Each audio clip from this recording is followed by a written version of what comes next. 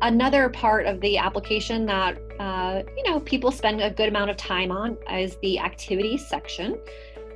We did make some updates to the language in here to help students think more broadly about how they spend their time outside of school. It does not always necessarily have to be in a organized club or sport. It may be, but also thinking about family responsibilities. If a student, if you are spending time taking care of a younger sibling or a grandparent, or you have a hobby that you build computers, anything that you're spending your time, it's important for colleges to know that, and they do recognize and value when you are doing things, again, especially with like community engagement, family responsibilities. So we have updated that language. Students can report up to 10 activities. It does not mean that you have to do 10 activities. The average we've seen in the past has been 5, but certainly that is up to 10 is what you can do. I think this screenshot I know is a lot, but basically for any given activity, you are then asked some follow-up questions like, what kind of activity is this?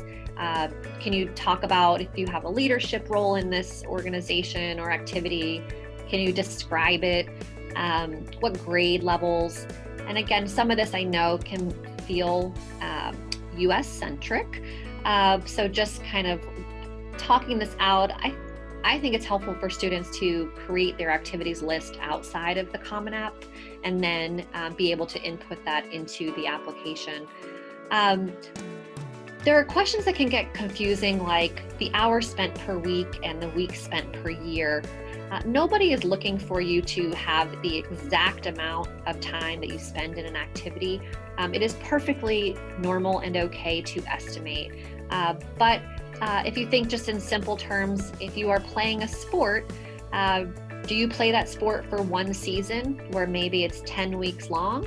Do you play that all year? So maybe it's 40 weeks, or is it a sport that you do all year long and it's something that you do all the time, and so therefore you write 52 weeks? That just gives context to the colleges so they have a better understanding of the level of engagement that you have with that activity.